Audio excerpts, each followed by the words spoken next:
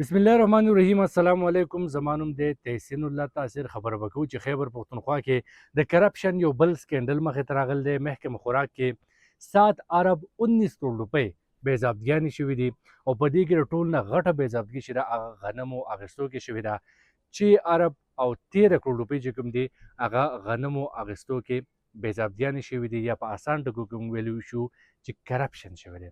دا کرپشن په یو داسې موقع کې شوی دی چې د دې نه مخکې 200 ارب روپۍ نه سیوا کوهستان کرپشن سکینډل مخې ته راغلی و.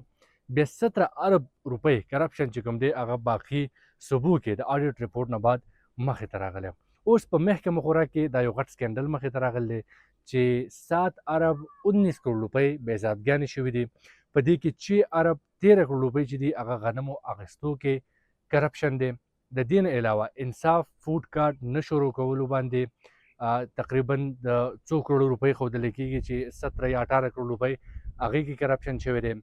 جرمانې نه دي وصول شوي، د لایسنس رینیول نه دی شوی، په هغې کې علاوه کرپشن شوی دی. بیا د دې نه علاوه چې کوم غنم قیمت دی د هغې نه په سیوا قیمت باندې اخیستل شوي دي، نو په هغې کې نور نقصان چې دی هغه صوبایي خزانې ته رسېدلی دی. په مجموعي توګه باندې خیبر پختونخوا په دې درېیم حکومت کې د په دې کال کې یعنی په 3-4 میاشتو کې دا درېیم غټ سکینډل دی چې اوس محکمه خوراک کې مخې ته راغی. که موږ د غنمو خبرو وکړو، موجوده وخت هم کرپشن په غنمو کې شوی دی. د دې نه مخکې په 2023 کې چې کوم غنم اخیستل شوي هغه د استعمال نه زیات وو، په ګودامونو کې پراته وو. 78 میټریک ټن غنم چې دسمبر 2024 کې هغه د انساني استعمال لپاره ناقابل استعمال ګرځولی شوي، یعنی هغه یو بل غټ کرپشن سکینډل خو هغه مخې ته رانغی. اسمبلی کې په دې باندې پیښ شوی خو بیا معامله رفع دفع شوه. د موجوده کرپشن نه مخکې کوهستان کې 200 ارب روپۍ کرپشن سکینډل مخې ته راغلی و. په هغې باندې صوبایي حکومت اخو دیخو کړو، د الزام یې لګو په دې کې بیروکراسي انوال ده. بیا د هغې نه بعد چې کله تحقیقات مزید شروع شو نو ویل کېږي چې 50 to 60% ریکوري چې د هغې کې شوي دي، چې کوم ملزمانو هغه نیول شوي دي، هغوی نه تحقیقات روان دي. د هغوی نه نغدې پیسې هم ضبط شوي دي، سونه دې ضبط شوي دي، د هغوی سره کوم لګجري ګاډي وو یا چې د هغوی کوم جایدادونه او کوم کورونه یې اخیستي وو هغه مکمل سیل کړی شوي دي او تحقیقات روان دي او باقي ریکوري به هم کېږي.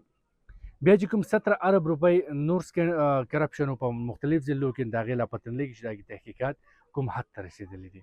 اوس موجوده دا یو درېیم کرپشن سکینډل مخې ته راغی. دا د پی ټي آی په دور کې په دې یو څو میاشتو کې دا درېیم غټ سکینډل دی. غټ ځکه دی چې 200 ارب نه سیوا یو سکینډل دی، 17 ارب نه سیوا بل دی، او د 100 ارب نه سیوا دا درېیم سکینډل دی. او دا نور به هم راځي او ډېر سکینډل داسې دي چې هغه مخې ته رانشي، هغه معامله بندو کمرو کې حل شي او د هغې میډیا ته یا عوام ته هېڅ پته ونه لګي.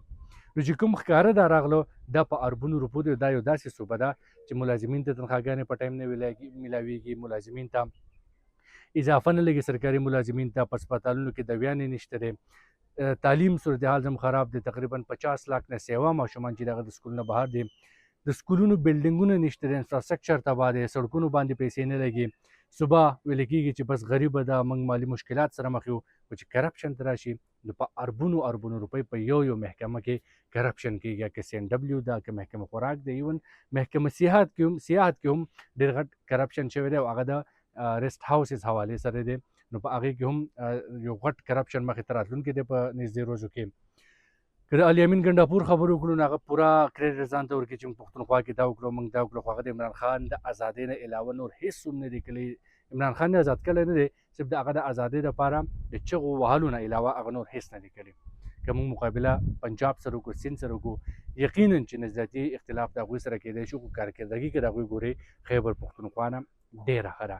خو چې کله پی ټي آی د هغوی سره کمپیریزن کوي نو هغه په دې سوچ باندې کوي چې زموږ وزیر اعلی خو صرف د 1 ارب روپو بسکټ خوړل دي، مریم نواز د 3 ارب خوړل دي، او وزیر اعلی سند مراد علي شاه چې کوم دی هغه د 2 ارب خوړل دي، یعنې هغوی زیات خوړل دي. دا کمپیریزن نه دی پکار، کمپیریزن دا پکار دی چې زموږ په صوبه کې څه روان دي، موږ څه وکړو، تعلیم شعبه کې، هیلث سیکټر کې څه وکړو، ایجوکیشن کې څه وکړو، په نور سیکټرز کې څه وکړو، او پنجاب او سند کې څه روان دي.